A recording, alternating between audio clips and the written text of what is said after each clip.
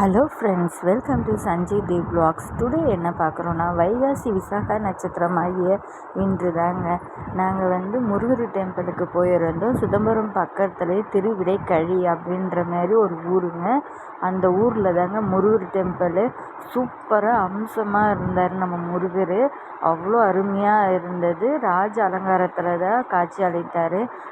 பெரிய கோவில் தாங்க, முருகருக்குன்னு சிறப்பான கோவில் தாங்க. நம்ம சிதம்பரம் விட்டு வந்துட்டுருக்க வழியில் தான் இருக்குது. நல்லா இருக்குது. திருவிடைக்கழி அப்படின்ற ஊரில் பெரிய கோபுரமாகவும் நல்லா அம்சமாக இருக்கிறாங்க நம்ம முருகர். இன்றைக்கி வைகாசி விசாகன்றதுனால நான் இந்த வீடியோ உங்களுக்காக நான் அப்டேட் பண்ணுறேன். எல்லாருமே முருகருடைய ஆசீர்வாதம் கிடைக்கணும் உங்களுக்கும் அப்படின்னு சொல்லிட்டு இந்த வீடியோ நான் உங்களுக்காக அப்டேட் பண்ணுறேன். தொடர்ந்து வீடியோ பார்த்துட்டு வாங்க. நிறைய தலங்களுடைய வீடியோஸ்லாம் நான் உங்களுக்கு சென்ட் பண்ணுறேன். இன்று உங்களுக்காக முருகருடைய காட்சி உங்களுக்காக சென்ட் பண்ணியிருக்கேன். கண்டிப்பாக முருகர் எல்லா தீராத பிரச்சனையும் தீர்த்து வைப்பவனே முருகன். சுக்குக்கு மிஞ்சிய மருத்துவம் இல்லை, சுப்பிரமணியக்கு மிஞ்சிய கடவுள் எதுவும் இல்லை அப்படின்ற பழமொழியே இருக்குது.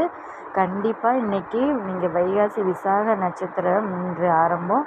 இன்றைக்கி நீங்கள் முருகர் கோயிலுக்கு சென்று நீங்கள் வெத்தலை 6 வெத்தலை வாங்கி 6 தீபம் 6 வெத்தலை வைத்து 6 நெய் தீபம் போடுங்க. கண்டிப்பாக உங்களுக்கு வேண்டிய வரன் அனைத்தையுமே முருகன் நிறைவேற்றி வைப்பார்.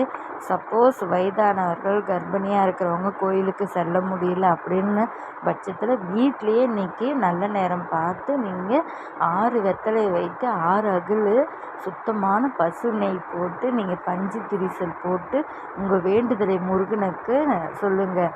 முருகனா, என்னுடைய வேண்டுதல் அனைத்தும் தீர்த்து வைப்பவனே முருகன் தான். அதனால் உங்களுடைய கஷ்டத்தை அனைத்தையும் முருகன்கிட்ட இன்றைக்கி சொல்லி அழுது நம்மளுடைய கஷ்டங்கள்லாம் சொல்லி பாருங்கள். கண்டிப்பாக இன்றைக்கி நல்லதே நடக்கும். நீங்கள் அனைவருமே இந்த வீடியோ எல்லாருக்குமே ஷேர் பண்ணுங்கள்.